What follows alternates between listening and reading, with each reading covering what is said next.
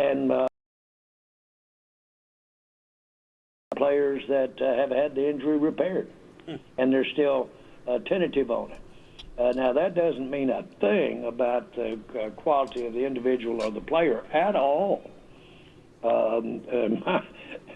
I know you get tired of these old stories, but my trainer was a Virginian that I had when I played at Arkansas, and he said, "Jones, you've got the lowest tolerance for pain of any kid we've ever had here." And I said, "Well, damn it hurts me more, Groundy, than it does the rest of them. I deserve a medal. I'm in pain out here." And he said, "Jones, come on, boy." That is fantastic. We're talking. I personally like the story. Yes, absolutely. In case people didn't know, I'm sure they did. We're talking Jerry Jones right here on 105.3 The Fan. Now, you're talking about Jonathan Mingo. I know the trade deadline has passed, but Micah Parsons said he was flattered that so many people talked about his trade value last week. I will admit that is a topic that has come up on this show as well.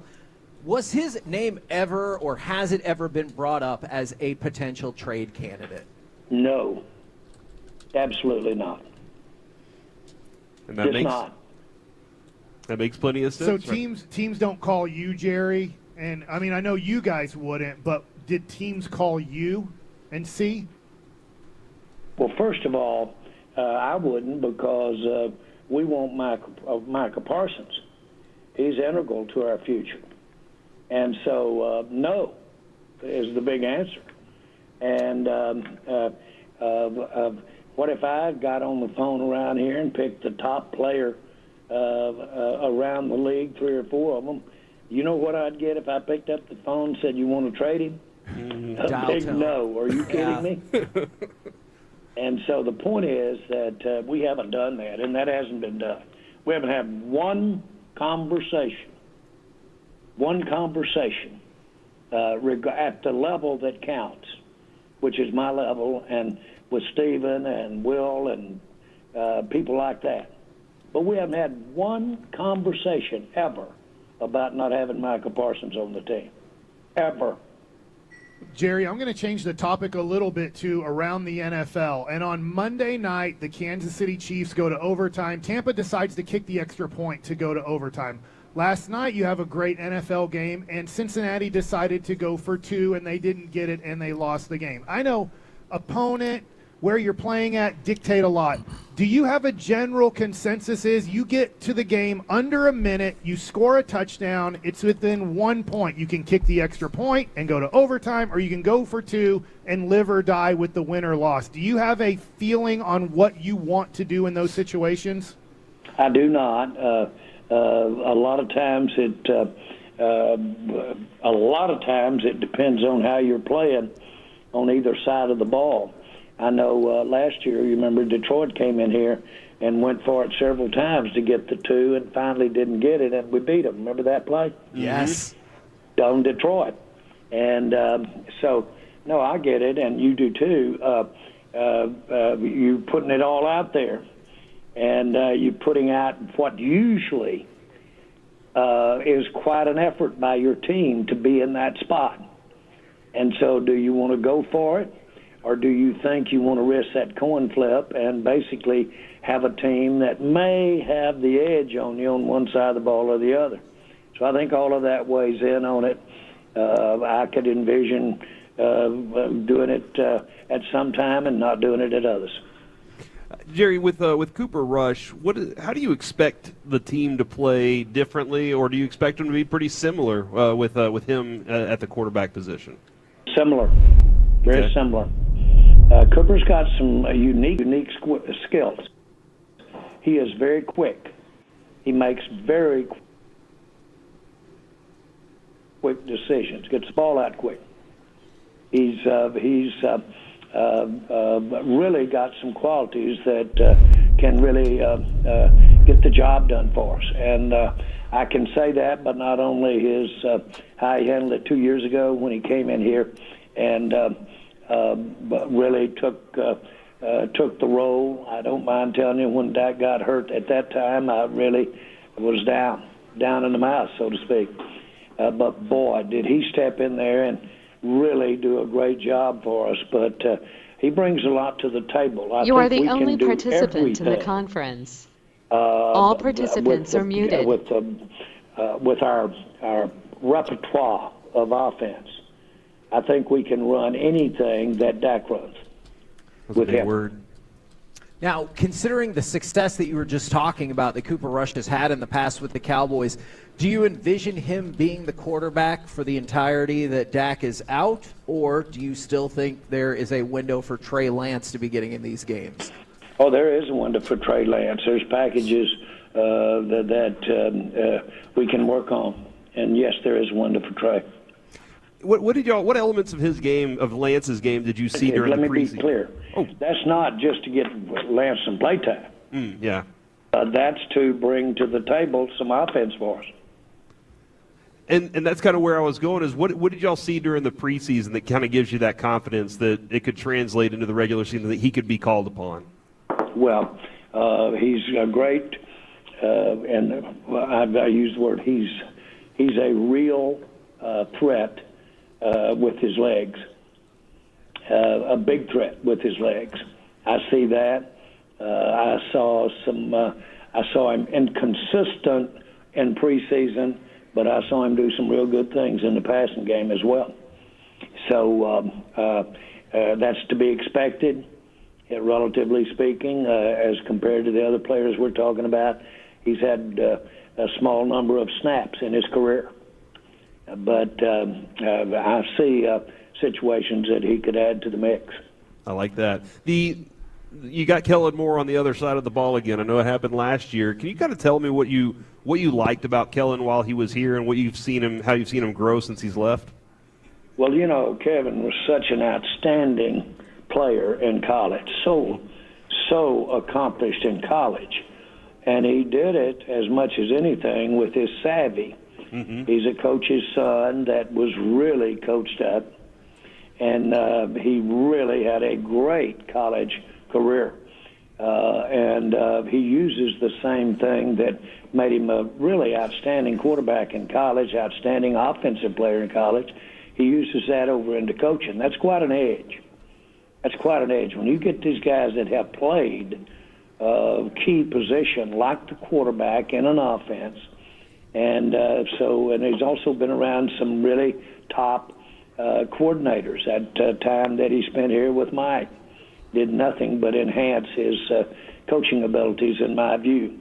But he's going to be around a long time, and he's an outstanding coach, and he'll be formidable out there tomorrow as the offensive coordinator against us.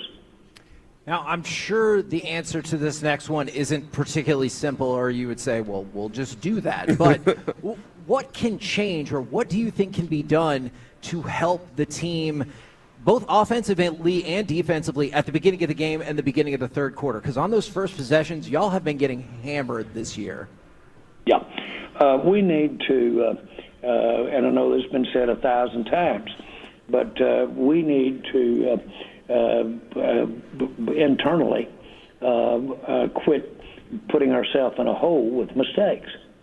And you can go back on any play and see if a player had done this, one player, that you would have scored rather than had a bad play. You can do that a lot.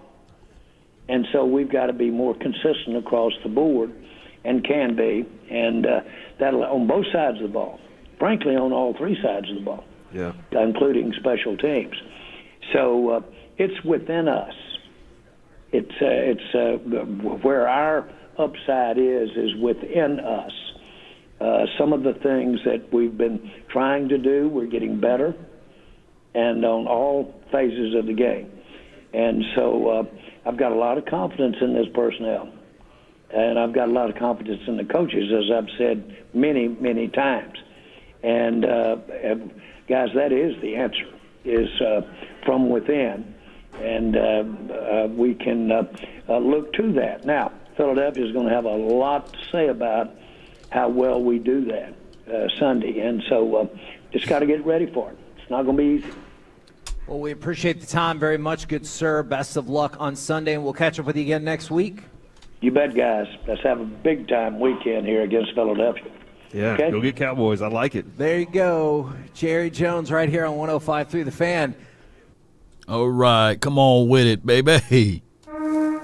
As the room fill up, be sure to hit the like, share this content, let friends or neighbors know where to go when it's time to tune in to Cowboys Sports Talk and beyond.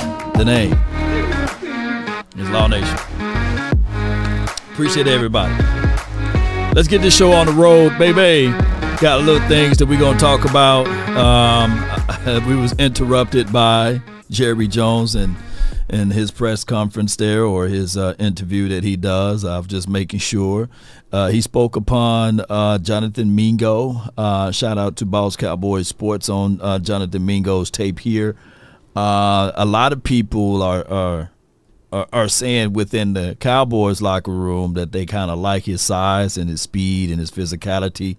So that's a good thing. So they embraced him. Although Cowboy Nation, a lot of you guys are on the outs with him, and I get it and I understand, ladies and gentlemen. But neither here nor there. Hopefully down the stretch, the Cowboys may figure out a way to do something, right?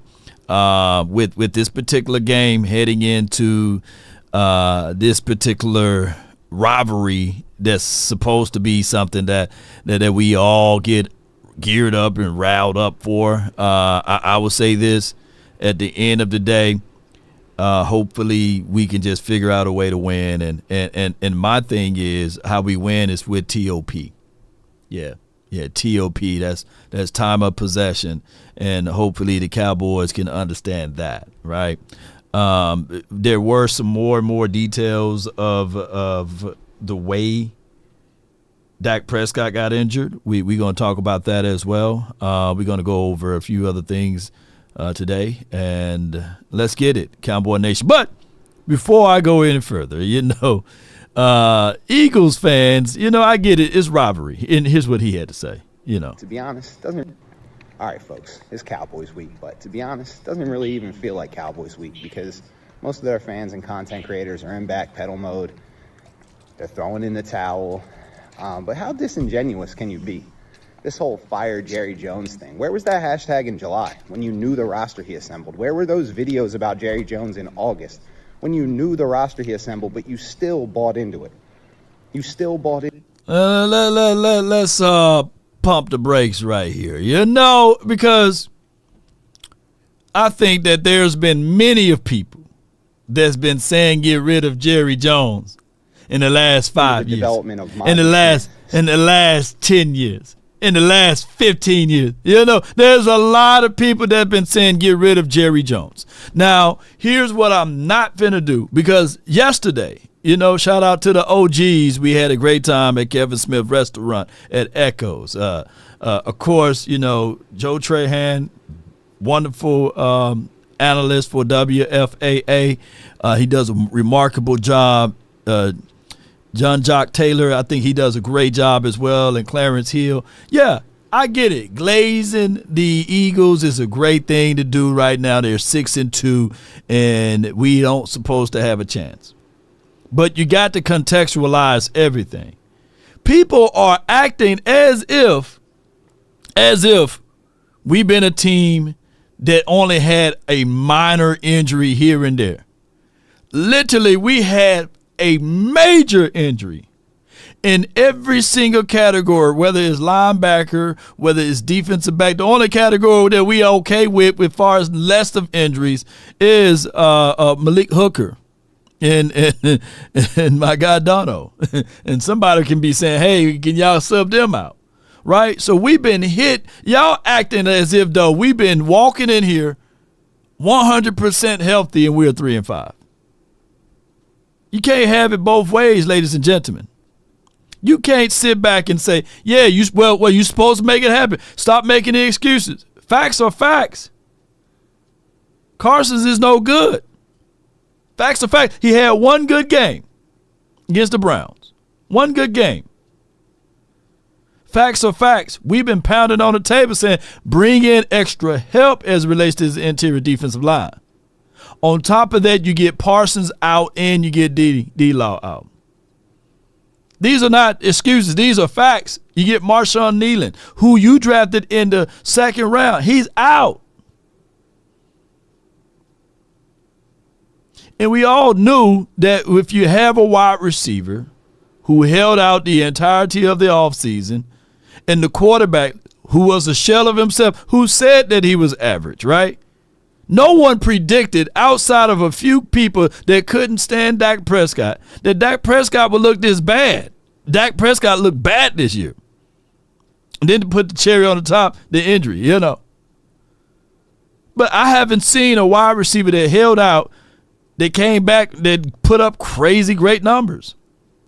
Before he got hurt, Brandon Ayuk, he was looking like a shell of himself, right? So those are not excuses, those are facts. But nobody absolutely saw this coming with these levels of injuries. If they did, then let me know. If they did, point them out, you know, and say, yeah, Parsons is going to get hurt, D-Law is going to get hurt, Bland is going to get hurt. Yeah, Trayvon Diggs is going to come back from an ACL, and he's supposed to be the same Trayvon Diggs. Nah, it's not going to happen that way. But as fans, you're supposed to root for this team, right? That's what I'm trying to tell you guys. And the possibilities of it all is still within the confines of playing it on the field. Yeah. I want Cooper Rush to have 4 picks, 0 touchdowns. God, no, Raynard, are you an Eagles guy? Yeah. Yeah, and thoughts on the O-line should look better this season. The O-line would have been better if they were to slowly get things going. But they never got things going.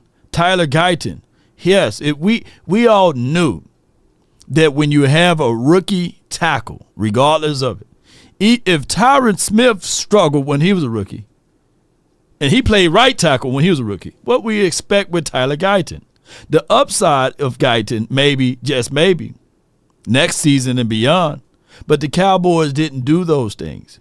Shame on the front office to go out there and say, okay, we have 2 rookie offensive linemen to put out there, and they're going to play up to the same level.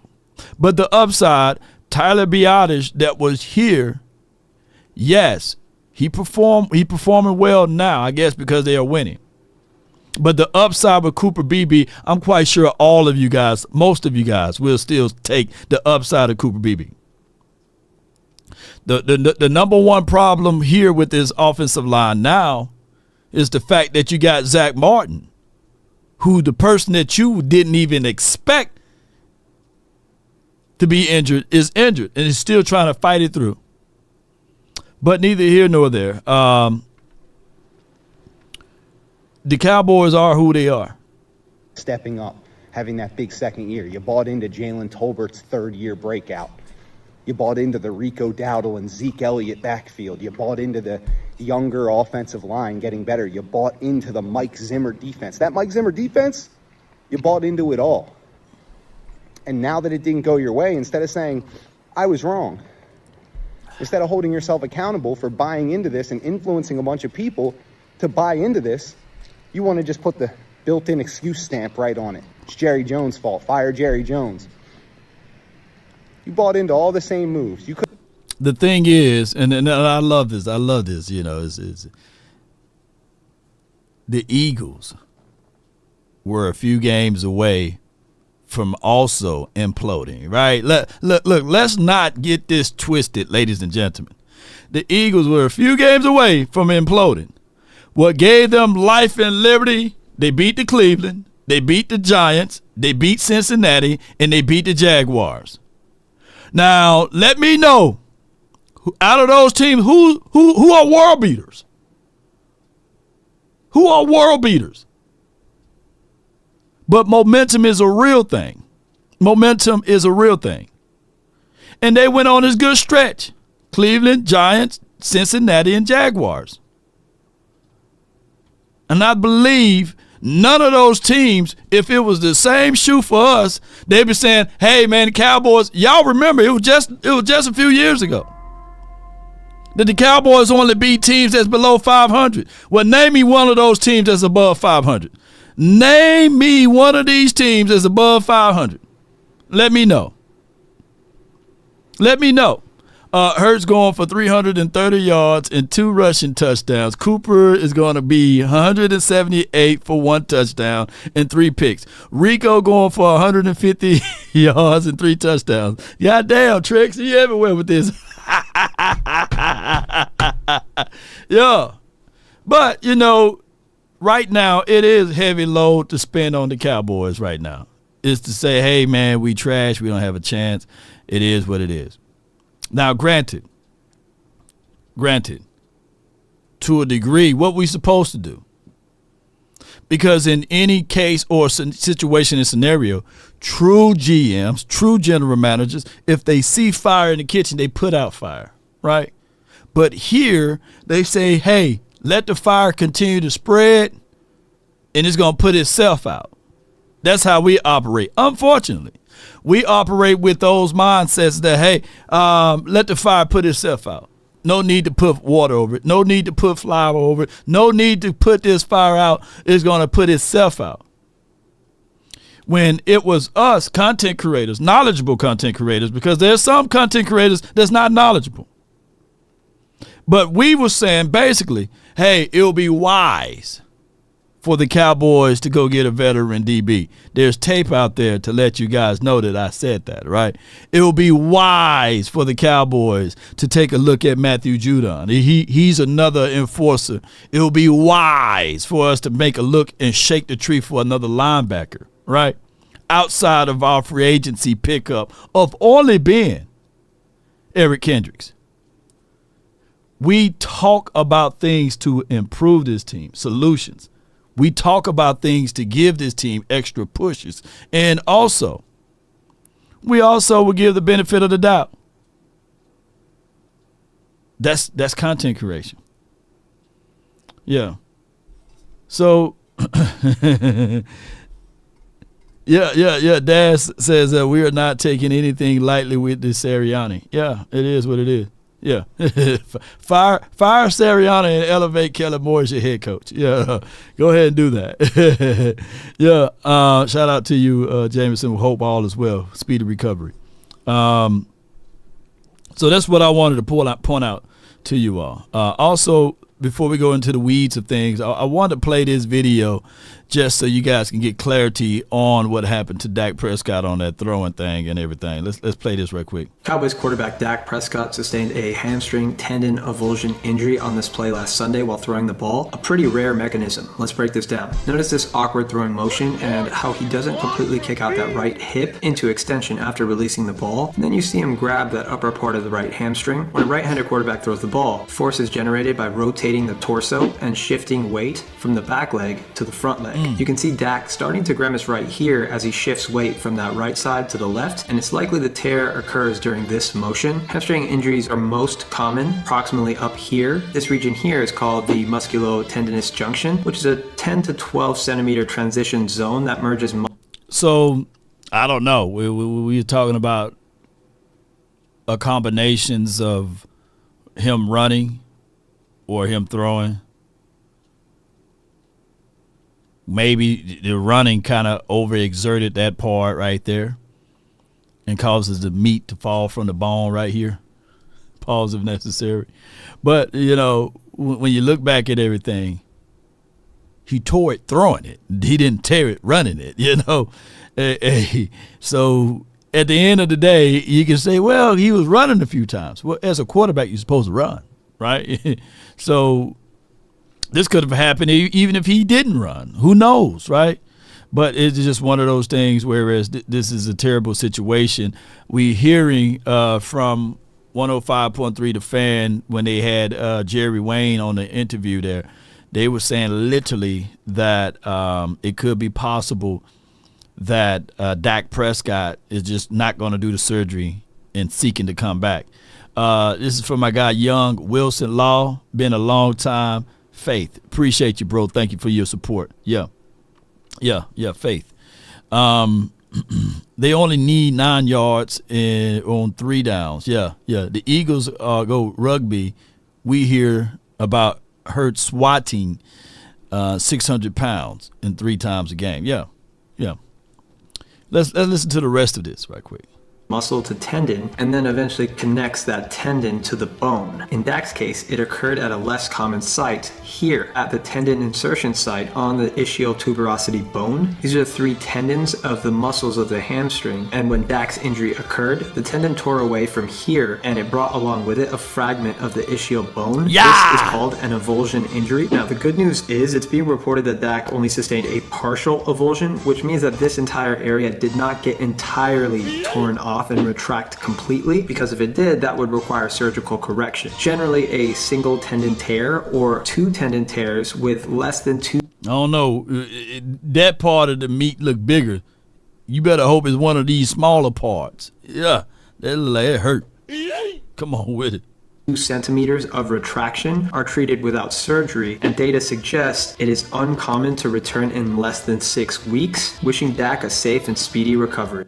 No doubt, no doubt. So I'll put a fork in it and be done with it, you know. Yeah.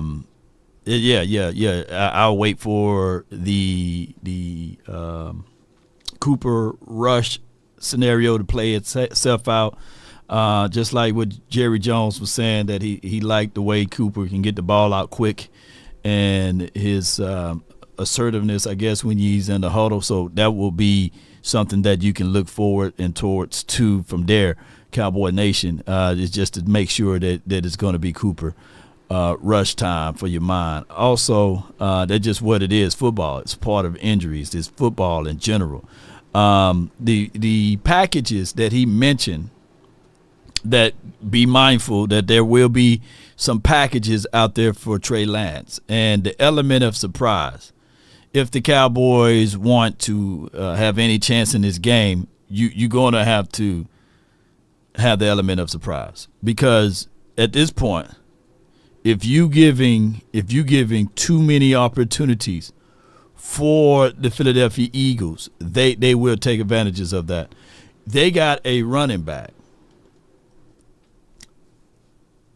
that averaged 5.9 yards per run. Let me say this again. They got a running back that averaged 5.9 yards per run. He have a total of, I believe, let me see how many touchdowns that this running back got, because I know he caught some receiving. He have a total of 8 touchdowns. He's in running. I don't know where Henry is at, but he's in running for OPY. You know, and that's just what it is. He's in running for OPY. His name is Saquon Barkley. This dude is not, this season is halfway, almost at the halfway mark. He already have 925 yards rushing. Yeah. 157 carries. 4th. And they're just not figuring things out. So the only way you can slow that down and keep that down is keep away. You got to play to your strengths. Look, they got AJ on the other side. They got Smitty that can create space, and they got Jalen Hurts, who's no one to sneeze at as it relates to running the rock. So that's what you got to do. You got to play keep away. He's too good. Saquon Barkley is too good. He's a really good weapon, a threat. He is a force multiplier. And the only thing that's been slowing Saquon down over the years been health. Right? And of course you can argue that the Giants just wasn't good. Right? Daniel Jones and whoever their wide receivers, they didn't have an A.J. Brown. They didn't have a Smitty on the other side. So it's going to be one of those things. And you guys are telling me that old boy is back. Let me see. So, yeah, they got Goddard back into the situation here. Let me put crowns by the guys that you have to pay close attention to. Yeah, you got to pay close attention to Dallas Goddard.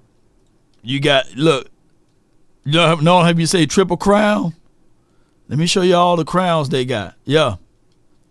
Yeah. And they got crowns. Yeah. Those weapons. Yeah. He can kill you on these routes.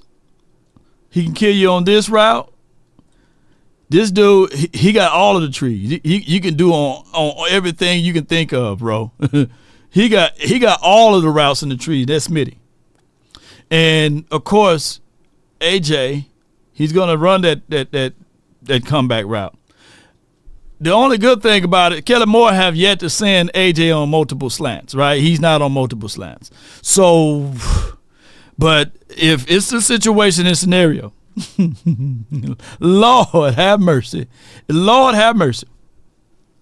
If it's a situation and scenario that any of these guys are matched up on Carson's, he might wet the bed on himself, because he might wet himself. He ain't going to be in nobody's bed, but he might wet himself because he's not confident at all. This guy is not confident at all, ladies and gentlemen. He is not confident. And are these excuses? No, these are facts. Hey, Law, stop having the excuses. What you want? What you expect? That would give me a lot of time. Hey, man, hey, Law, stop with all of the excuses. He's not good this year. Confidence gone. He had all of the confidence in the world until he met Chris Olave and Rashid, what's that dude name?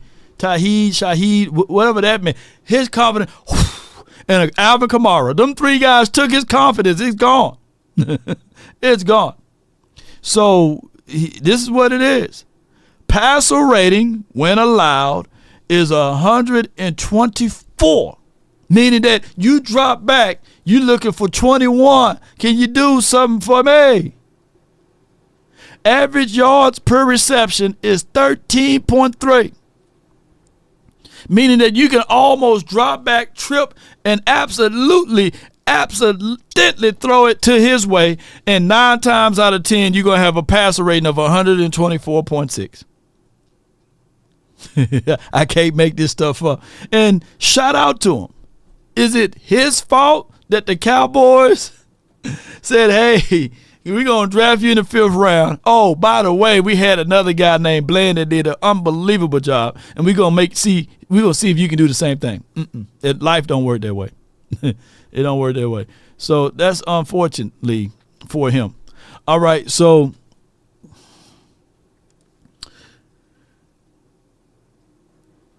everybody's not fools. Everybody's not fools. They at least give you 30 points if you just put your name on the test.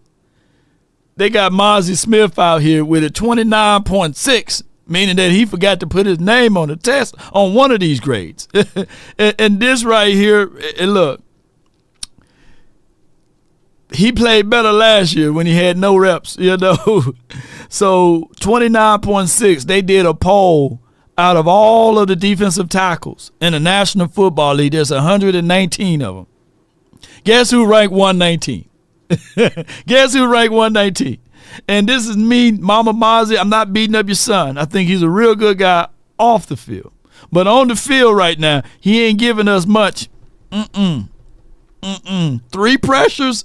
3 pressures. I know Sean and even Daz that's in the chat right now. And he played he's a fan of the Eagles. He can probably at least give you 1 pressure out of all of this, right? Come on. 3. That's all he got. 3 hurries, 3 pressures. 3. Come on, man. Hey, come on, man. Law, stop the excuses. Well, what are we supposed to do from here, man? What more do you want from me? What are we supposed to do? The best thing that we can do right here, ladies and gentlemen. And I'm not complaining. I'm just explaining for those who out here just new to this. You know what I'm saying? God, no. What we supposed to do with him? What we supposed to do with him? We supposed to win. But hey, there's a savior coming back. Micah Parsons. They said he's explosive in practice. He's back on a good foot. Hopefully, man, he can just get in the way. And if anything, if these two right here, I'm going to put a crown by my guys, man. Look, I got a crown right here, and I got a crown right here. That's it, dog. That's it, man. We can give him a tiara, you know what I'm saying? Whatever that is. Give him a little small crown, a tiara. Shit. Shout out to you, Diggs. But Diggs, right now, this ain't a good season for you coming off of that ACL thing, man. Yeah, he give him a tiara, but everybody else got crowns, man. Overshawn, Parsons. Leo Fowler showing up here and there. And if it's anybody who can set the edge, we'll be ghosting. I like what he's doing.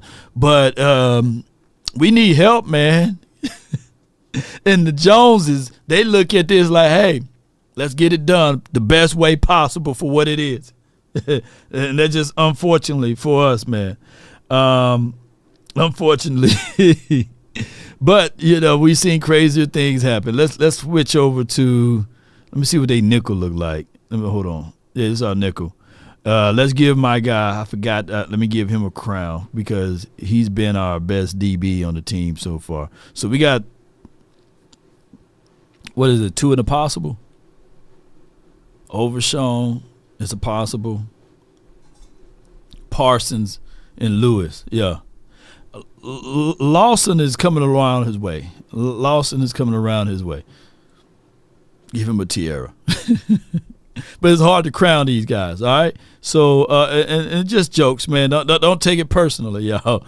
Let's see. That's with their 3 wideouts. This is with their 2 tight end sets. Of course, Barkley is going to be somebody that you still have to pay close attention to. Let's switch it around and go to us right now. But it is what it is, Cowboy Nation. We hit with a slew of injuries here.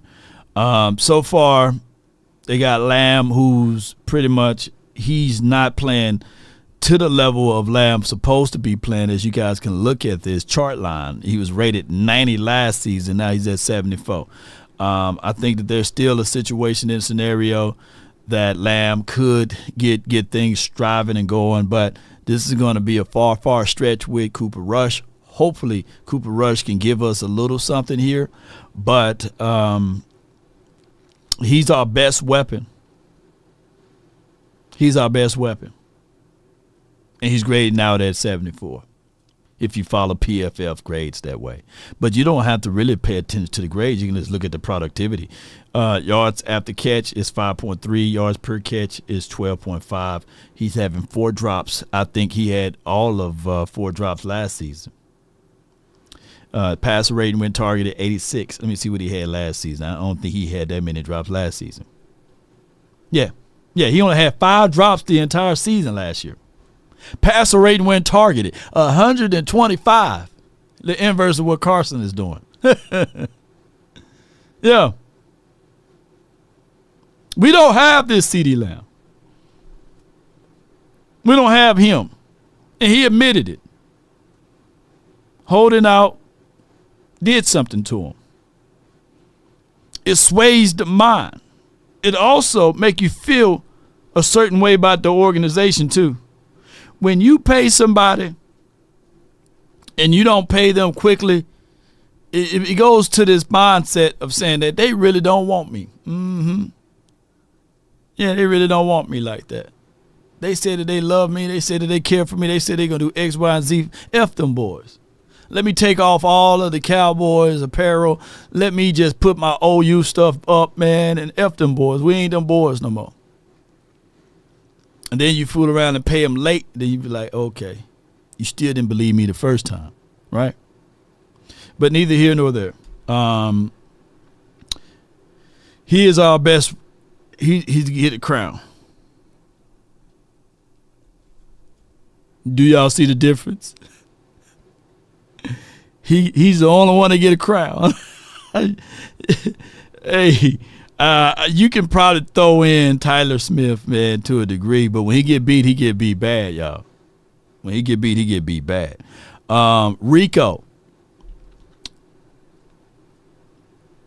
Rico is a guy that he's on an upward trajectory. I will say this with Rico. 71 carries, 321 yards, 4.5 yards per tote. Let's see how many explosive runs he have.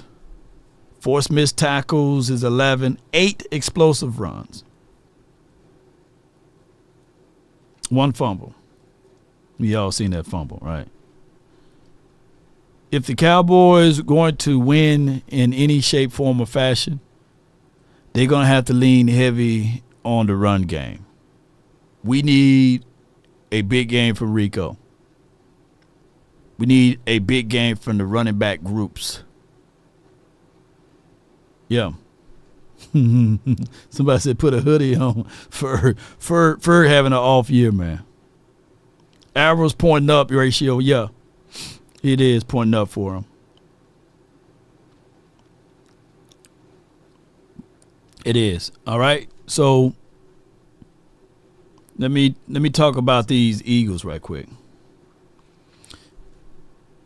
What a great deal that they picked up with this kid right here. Zach, phenomenal. He's been a tackling machine for them.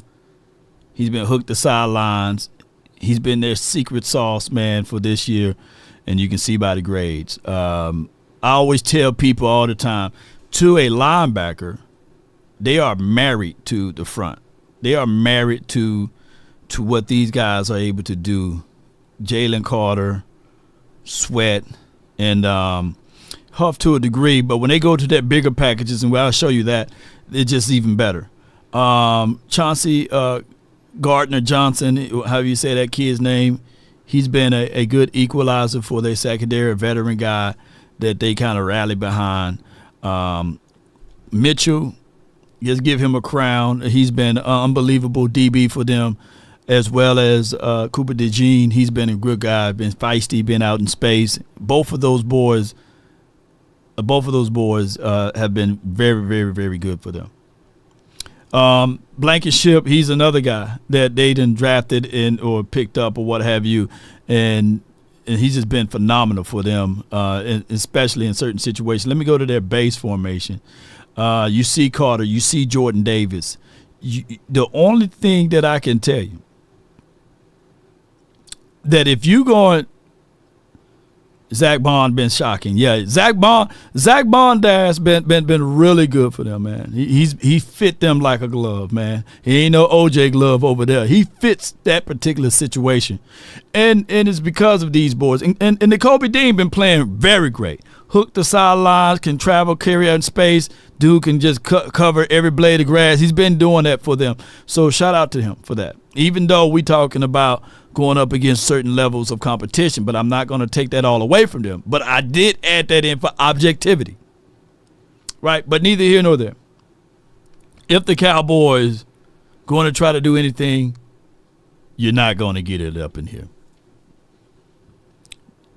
You're not finna run up. Look, for those who don't know,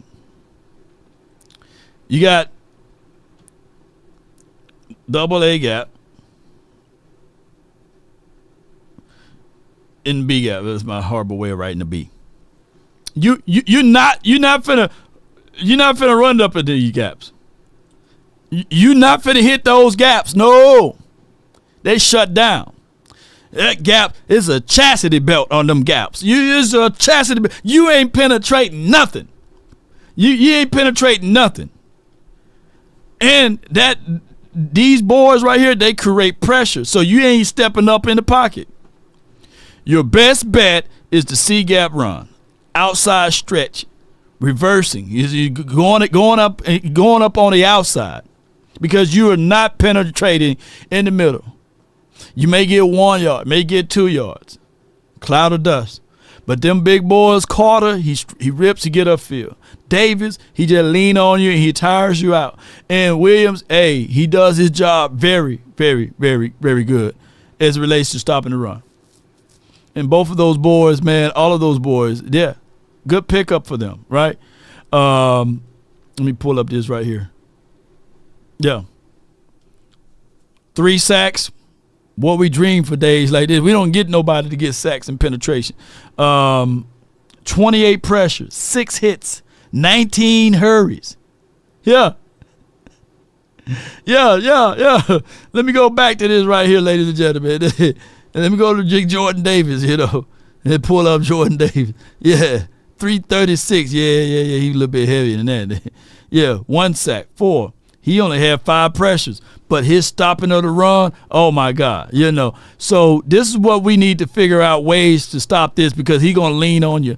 And who's this surprise right here? Hold on, let me go to this guy right here, Williams and them. Yeah, Melton, Louisiana Tech. Yeah, 3 sacks. That's where they getting it at. So across the board, everybody touched somebody. Yeah. Carter is the problem. Yeah, 10 pressures, 7 hurries, 3 sacks, 6 stops. Yeah. And that's from the inside. We ain't gonna talk about our insides over here, But where we beat them, if you control the clock, time of possession, you don't get into a gunfight with these boys.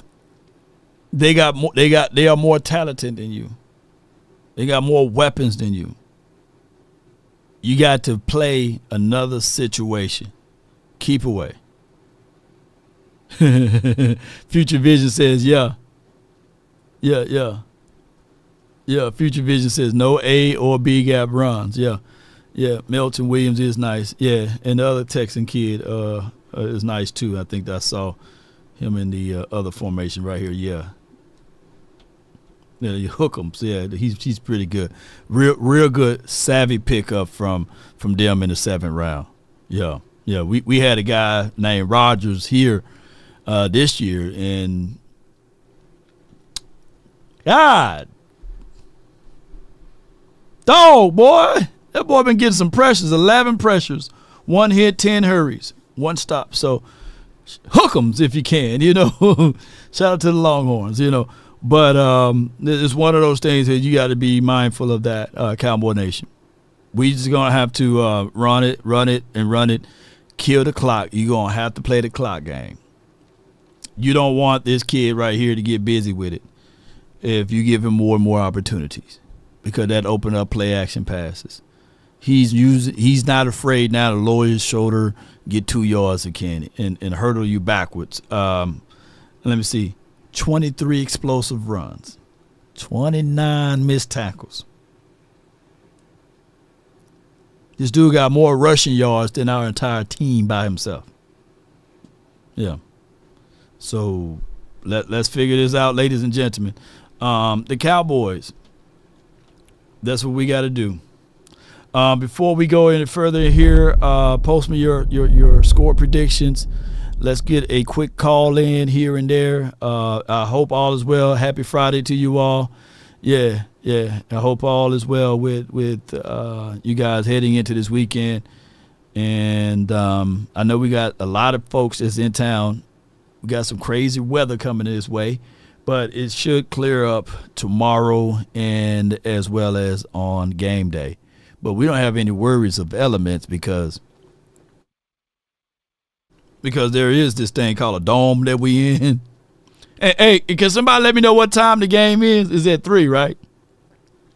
And I heard it's going to be forecast, so hopefully no sunlight will be a problem, because only the sunlight be our problem, So let's get things going, man. We're going to spank Dallas. This is John Crocker. Coker, appreciate you, man. Look, my thing is also I hope that this is a trap game for all of the Eagles out here, And they did say, let me add this in. They did say that they will add some packages in for Mingo, wherever they may be. Yeah, so Mingo, he going to have a few packages. So let's see. Tamika says 425 East Coast, so it's 3-something. The sun will still be in the elements, right? Hopefully the sun don't cause any blindness on our players here in Dallas because Jerry don't want to put them curtains up. Yeah. Yeah, this could be a trap game. Yeah, Daz, hey, come on, man. What more do you want from me? Prepare for glory. Let it be a trap game. But speaking of trap game, if there's anything that the Cowboys could rewind to in a pinch and get things going on another level, they need to think about this right here. Let's tune into one of our sponsors. There are times in life you wish you had a do-over. If you're in a wreck, make the smart choice right away. Frenkel and Frenkel, feared by the insurance companies. Call Frenkel first. No doubt. That's either 214 or 817-333 and all of the threes you can imagine. And personal injury lawyers, FrenkelFirm.com. You can visit them there or just call. One call, that's all. And on top of that, when you think of it, they have over 100 years of total experiences. On top of that, let me say this in. Let me slide this in one more time. They're locally here in Dallas. So all of y'all Eagle fans that's here that travel to Dallas and something happened to you out there on the freeway and you get mad and you stuck in traffic because the Cowboys done beat y'all out and blown y'all out in a trap game. Oh, yeah. Call Frenkel first, man. That's all I want y'all to do. Come on with it. Come on with it, baby. 657-390-7391 is the hotline for your mind. Come on with it. Like 100 grand. Come on with it. Let the room fill up. Let me see if I can get this going.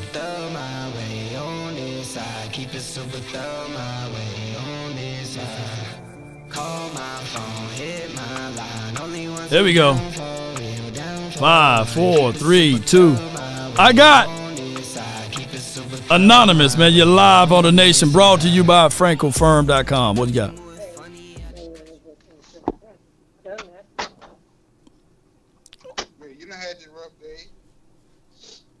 What you got? You all right? Yo.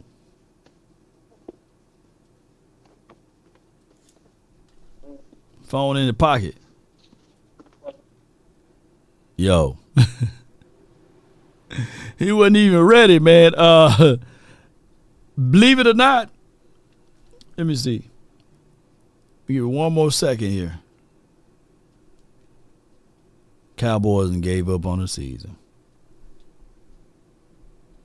Dread it, run from it, destiny arrives all the same. And now it's here. It's the cold line. I say, I am. If anything, he need to call a lawyer. Oh, my God. It's the phone in his pocket. That's what it is. He was the only one in there. Nobody else jumped in on the line. So with that being said, man, sure, we can get on up out of here, man. I guess the Cowboys are hurting still right now, and nobody want to talk about it. But it's all good. Appreciate everybody. So we're going to name that segment. We're going to call Frenkel and tell him it's the cold line, man. Everybody, man, is trying to enjoy their Friday and get on up out of here. So with that being said, man, that's the first, man. I thought at least somebody want to talk. But neither here nor there. Neither here nor there. I already got one person to sneak on in here. Let me see what he's talking about. From the 518, you're live. Come on, baby. What's Come up? on, baby. I'm here. You here? Okay. Cowboy report tapping in with my brother-in-law real quick, man. Okay. Tap in right quick, dude. I was planning to end the music, man. But go ahead. What you got? I'm coming to give a little bit of optimism. I've been glum all week. Mm-hmm. Commanders fans have been all over me at work, everything like that. I done made a YouTube short, got 1,000 views almost on it. And send it to me. Let me tell you something. I'm not being negative about my team no more. Look, it is what it is. We still got to go out there and fight, right? You got to, man. Sure. At the end of the day, it's still battles out there. You got to go continue to do it. We ain't waving the white flag yet. Yeah. Long story short. Look, I would at minimum say this week Mike McCarthy is going to have to figure out a way to stand on business when it comes to getting Rico the ball. Because we played around all year long, man. It's time for the games to stop. Like, it was mind-blowing to me that, he done ran us to victory against the Steelers, and then we just put him on the shelf. You know what I mean? So hopefully this week, man, we can give Rico the ball. I ain't look, if I'm making our score prediction, let's just say that somehow we sneak 25 points out and the Eagles only get 22. And that's my piece, and that's my story, and I'm sticking to it. I appreciate you guys, all the hard work you do, man. I want to apologize to you, man. Y'all do such hard work for all the nonsense that goes on, man. Oh, God, my God, killing me this year. Yeah, it's hard, man. Appreciate you, man. But I appreciate you, bro. Keep on tapping in. No doubt, man. Good call from him. All right, man. I thought for sure it was over with, man. But now we got some people coming in here. I was worried for a second, man. I said, man, there was no more fight left in this dog, man. Even that dog that's on that porch. And they say, man, that dog don't bite, but you walk up on that porch just too quickly. That dog, at least bark, And I get it, man. Everybody down and out, man. But at the end of the day, I remember the Cowboys, Jimmy Johnson first year, he at least won one game, and it was against a formidable team. It was against a team that I think, did they win the Super Bowl that year or the following year or something like that? But I got from the 901, man. You live computer, talk to me, man. What up, y'all? What's good? How y'all doing? Y'all down in the dumps, ain't And then they under the dump. So there's the dumps, and then there's dirt and concrete, and then they under that, bro. Well, I mean, it ain't gonna make no difference anyway. We ain't gonna have no country next year where these people talking about ripping this country apart, but we ain't. I mean, this is a football show, so we ain't got to get into there. Yeah. This might be the last year we have football anyway. Right. So we ain't got to be. There's gonna be more things to worry about than what Jerry Jones doing. Yeah. But so I'm gonna ask you something. I know you've been pretty hard on McCarthy. You want him gone. But did you listen to his press conference yesterday? Yeah, he's cheerful. He's optimistic. No, I'm not talking about the cheerful part. I'm talking about the part that he explained about having everybody here in April and how teams get off to a fast start. Oh, yeah. Because they got the continuity. Yeah. You know what I'm saying? He's won 12 games 3 years in a row without having everybody in April. Every year it's the same thing. Jerry says the reason why he likes to drag contracts out is because it keeps people talking about the Cowboys all summer, all year long. It's good for keeping the Cowboys in the middle of everything, but it's not good in development of a football team. So people want to criticize that man for not winning and all this kind of stuff and talking about Dan Quinn and all this. And it's just amazing to me that they'll sit there and talk about the stuff that Jerry do and know he's responsible for it, but then they'll turn around and still attack McCarthy because they know McCarthy, they can attack McCarthy. Jerry still pays their bills around there. All those people you do those shows with, they can talk all the noise they want to, but they will not cross that line with Jerry. They smile in his face. How you doing, Mr. Jones? You know what I'm saying? Because they still get their interviews from him. At the end of the day, they still going to have their job in regard of what goes on with their coaching staff or any of those players that won't be here next year. Facts. You know, people don't think about all those. It's 30-some, 20-some, ain't it 20-some players on this team that not going to be here next year? More than that. I think it's 27 free agents. 27 free agents. So you're talking about 27 families that's going to have to be moved next year. Right. You know, we talked about Dante Fowler. Dante Fowler should have been getting way more playing time than Dorrance Armstrong because he could still play. But it's a politic thing because they're guys. See, Jerry and them, they call dissension in the locker room when they say we like our guys. So everybody that's come in from the outside is not family. Ooh, keep preaching. Keep You know preaching. what I'm saying? Yeah. So it causes, it's just like having kids. It's like you having kids and then you go get like having a dog and then you go get a baby and then you leave the dog alone. You don't play with the dog and the dog going to feel some type of way. Yeah. You know? And then they want to talk about Dan Quinn. Dan Quinn defense still ain't stopped nobody. They just so lucky they playing a last play schedule. Last play schedule. They got a bunch of draft picks because they've been losing for the past 20 years. So they're going to have good players on that team. They got excellent D linemen. They spent all that time on Payne and all them boys. They lost one of them, but they still got Payne in there. Yeah. And Jane Daniels can play. He But if you ball, look at the yeah. Ravens football team, and you look at the Lions, and even you look at the 49ers, those teams were built back in after the draft and during the draft. Right. So they had their continuity already together. They had people being already together, had coaching staff on the same page. You don't hear about the Ravens when they defensive coordinator do something good. You don't hear them going to interview that defensive coordinator and not saying anything the head coach is saying the defensive coordinator had done it. You remember from the first part of the year when the Cowboys played them first 2 games, they played good. They was like, oh, Mike Zimmer did. They fixed to start that whole crap like they did with Dan Quinn. Right. But it didn't work out, so they weren't able to continue that narrative. It was the way they push the narrative doesn't help. And people, they get mad at me like Newey done said something to me on Twitter. The dude over there 103, they listening to what I say because they know I ain't lying. Right. You know what I'm saying? They like, well, computer, they responded. My boy Donnie like, dang, man, they responding to you. And like, I made a lot of them mad last week because I said, you know what? I said, y'all want to sit up there and talk about the Cowboys numbers. What are y'all numbers? Y'all doing like 350 people listening to your podcast, 1,200 people. I said, well, I got 133,000 followers. I said, he can talk because he has the numbers to back it up. You guys don't have the numbers. Nobody listening to your podcast.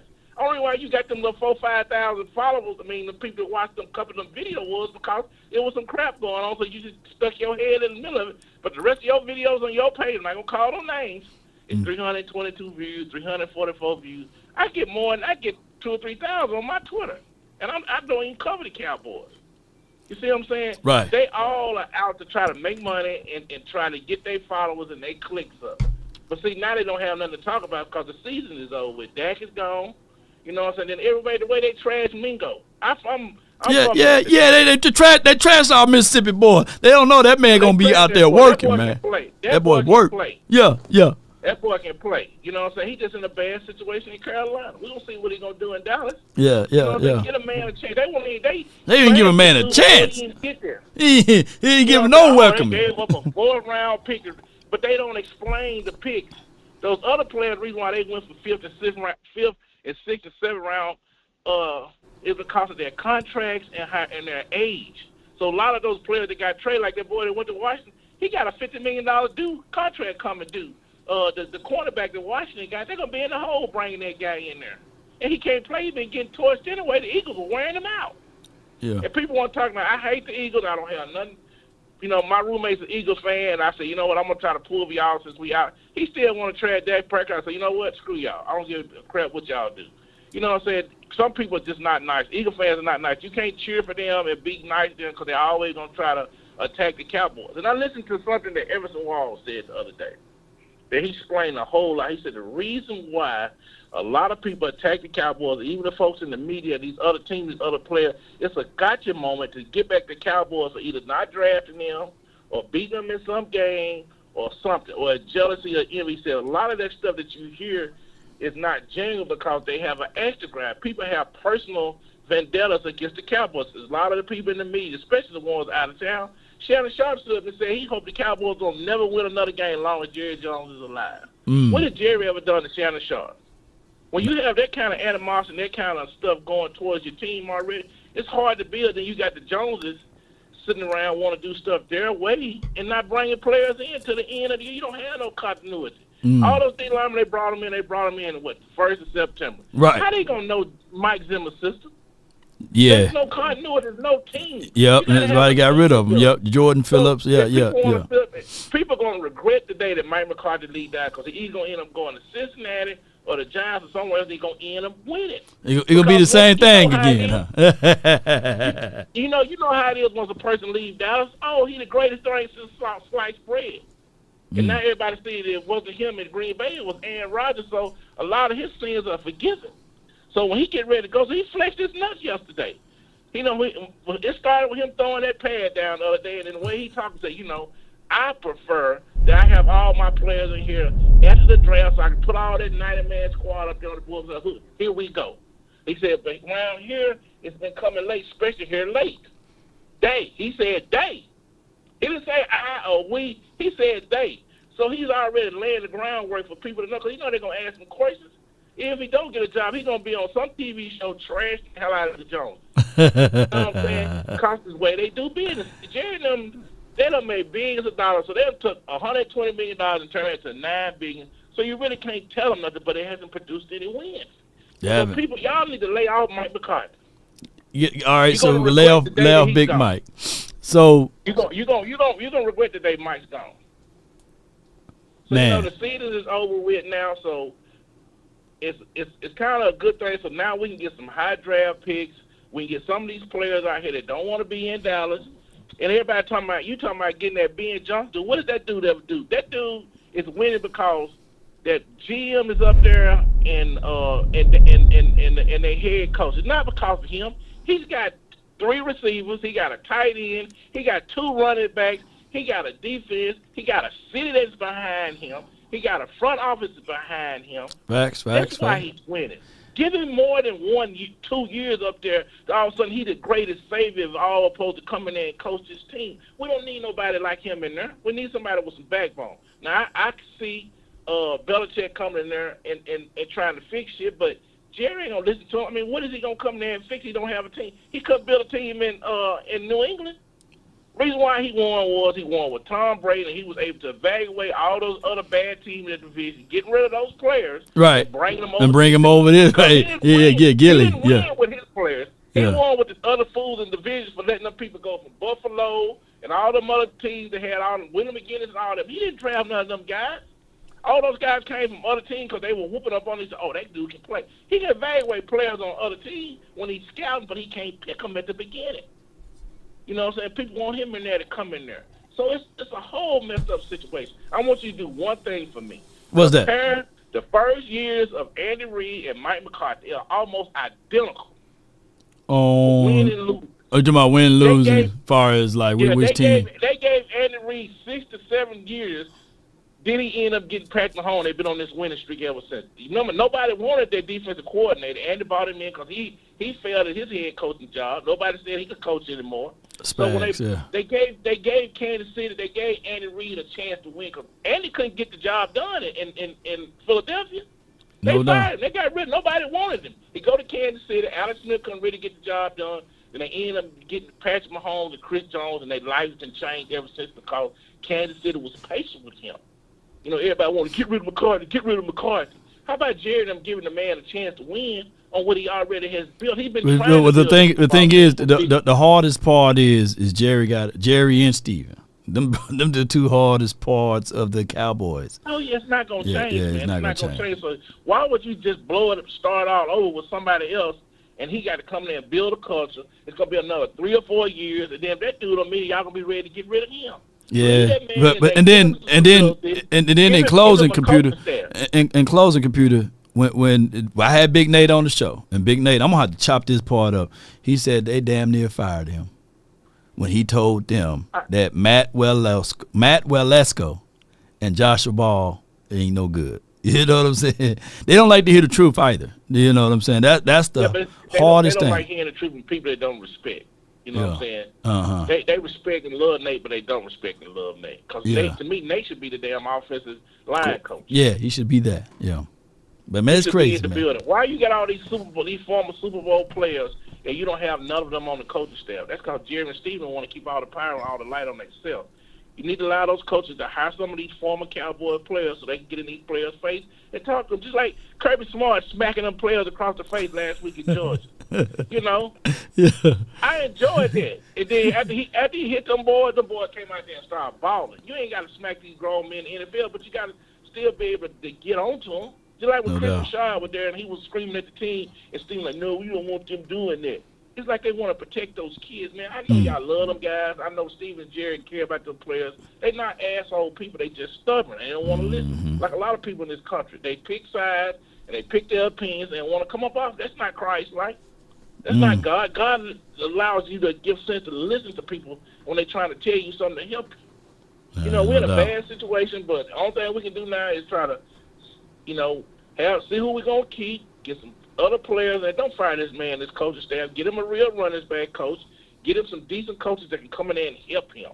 And it's not on a 1-year deal looking to go somewhere else, trying to figure out how you expect a man to come on and coach a team when he get home, his wife asks him, "Where we going, baby?" The kid's like, "Oh, we staying here, Dad. Are we going to school? Where we going to school?"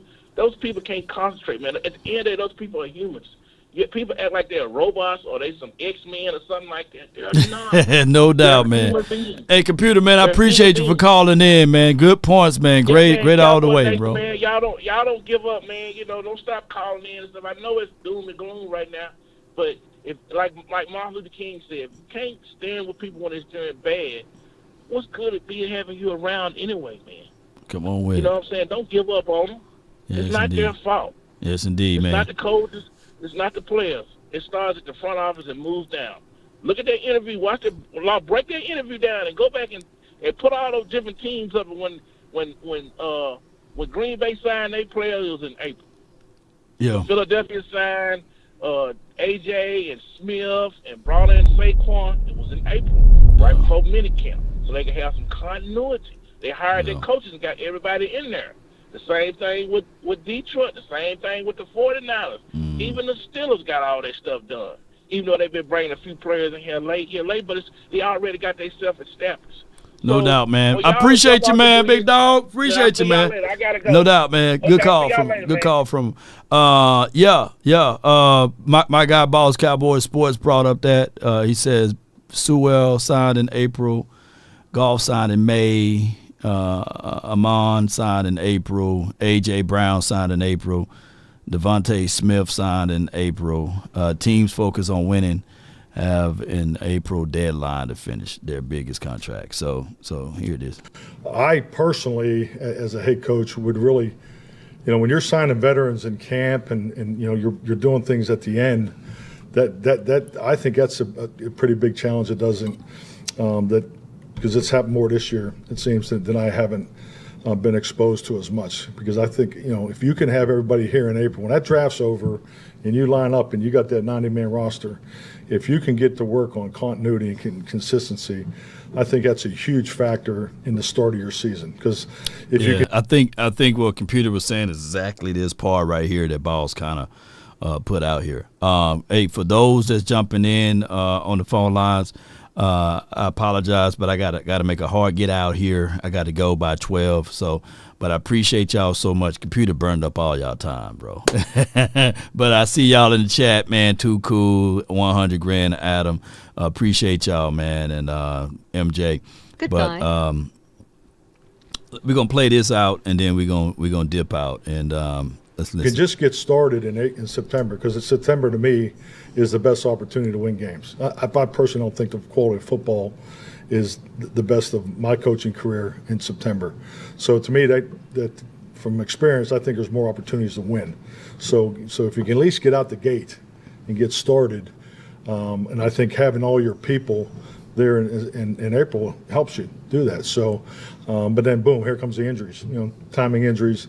Rookies playing, when they play is too. So all these are factors through experience you learn to navigate too. But we all play by the same rules. So it's not that we have something different than others. That's not my point. But that's all part of the challenge, and that's why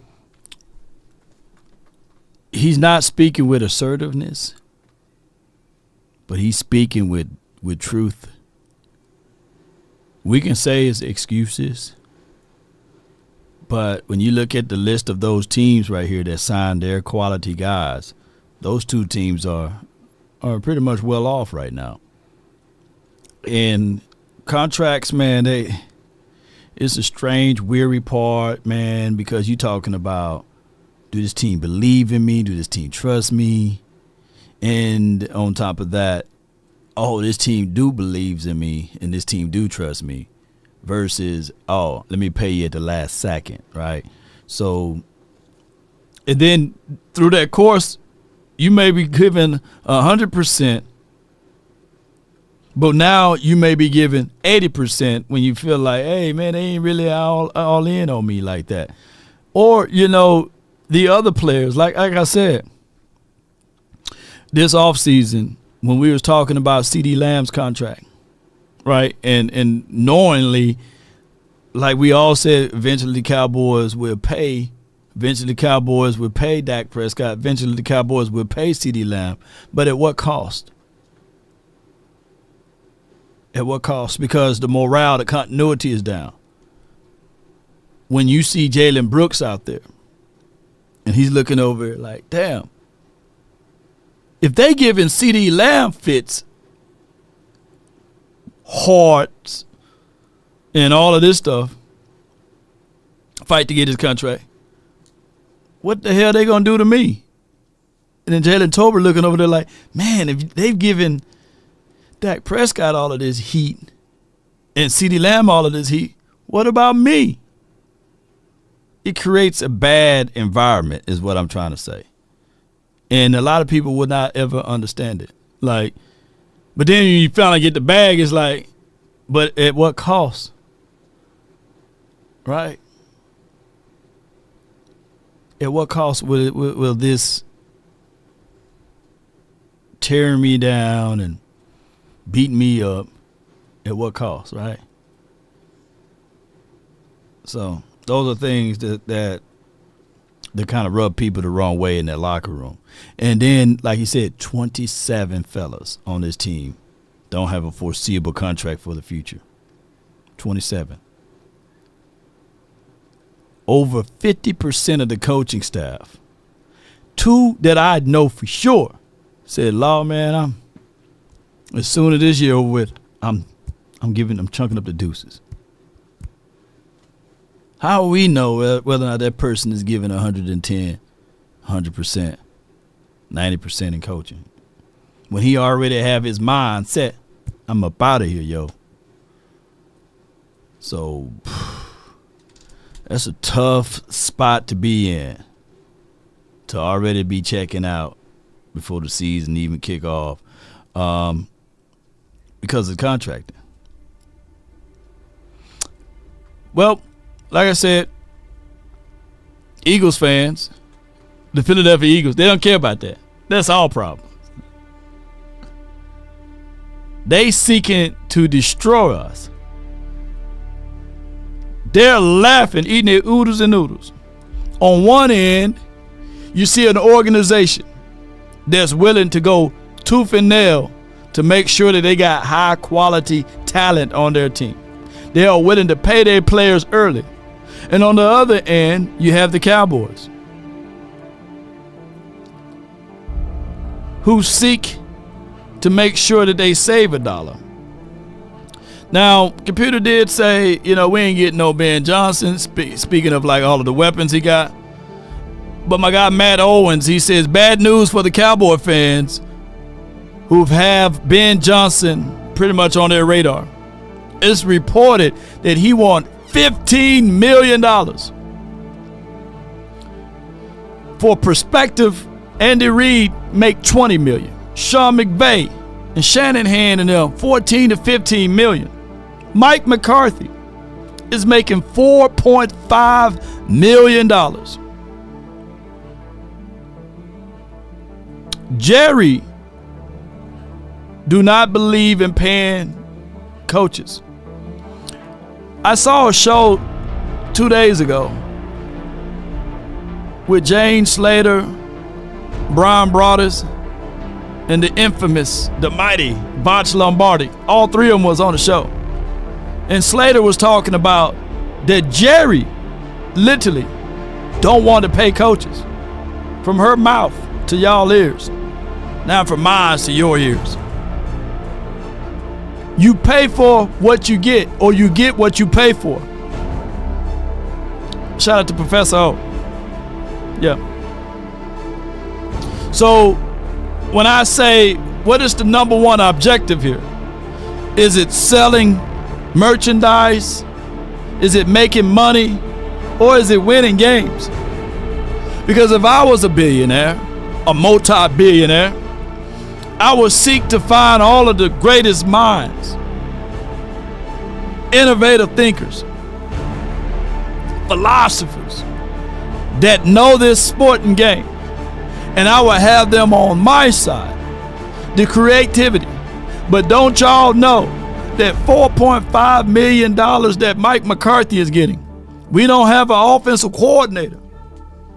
So by getting rid of Kellen Moore, right, who was the last offensive coordinator here, and giving Brian Schottenheimer some makeup title because he's not making a lot of money, according to the NFL ledgers. That the Joneses is even saving more money by double dipping. You got a head coach that's making offensive coordinator salary, and he's willing to accept it because some money better than no money. But you pay for what you get. You get out what you pay for.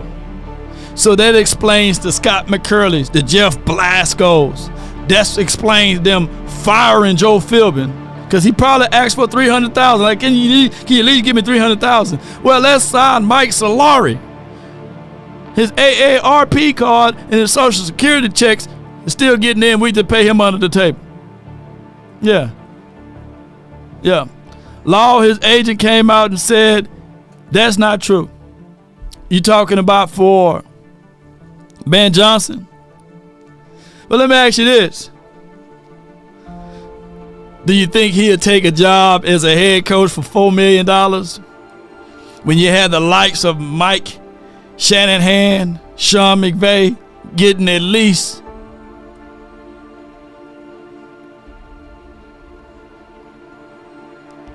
$14 million, $15 million?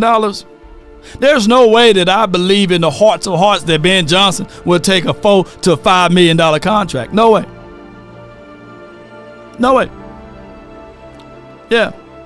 And if his agent is pencil whooping him, he need to go find another agent then, if that's the case, Because the price of the bag is north of $4 million or $5 million.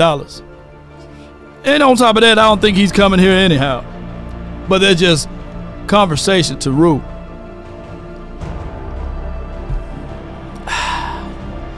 Jerry gonna pay Kelly Moore $5 million.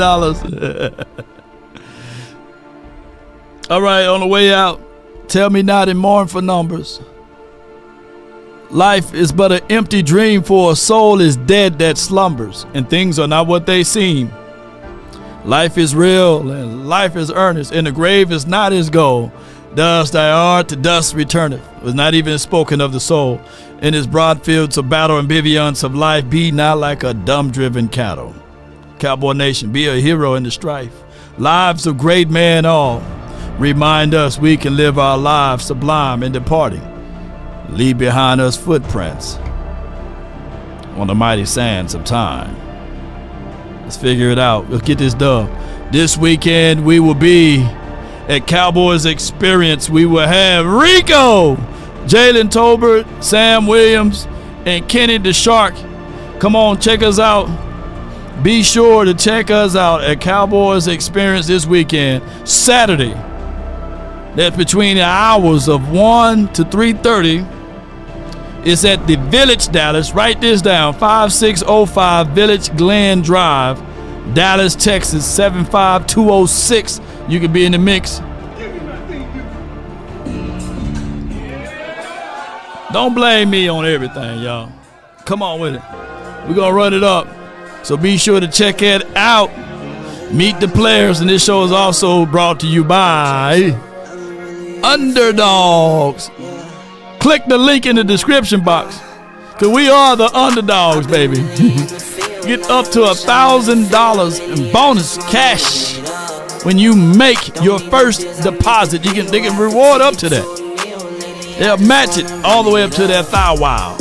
Come on. Check out Underdogs. They done gave out over $1 billion of winnings, man. Shoot. Y'all win, man. Y'all put me in on there. Brother needs some help over here. Come on. Greens and pinks, it's all the same. I still save and roll my change. Take some losses when I play. Charge it to the game. I'm with L, yeah, I'm with T Black, I'm with Reverend now. I'm with Bay, yeah, I'm with Jay, yeah, I'm with Chuck and now. Still the same, not switching sides, now it's about loyalty. You switch sides off for the bag, and that's where more. Salute to Tricks and Young Wilson. Appreciate y'all for the support. TOP, time of possession. That's how you can win this game. And y'all better hope and pray. Y'all better hope and pray if you're an Eagle fan that y'all win. Woo!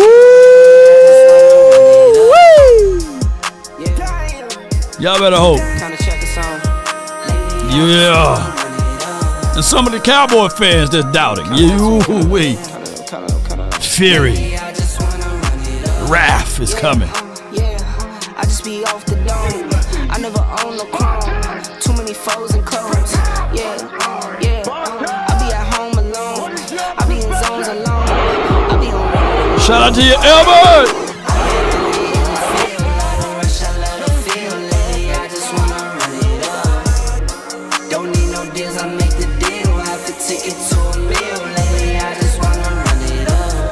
T.O.P. The boy said with no run game.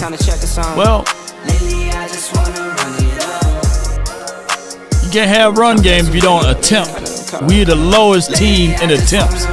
So you got to at least attempt it. That's all I'm saying. They can come closer than close. Lately, I just wanna run it up. Original, they never will be. Nobody, lately, I just wanna run it up. And who can do it like me? Who can give me what you need? Who can do you all night long? Nobody, baby. Law.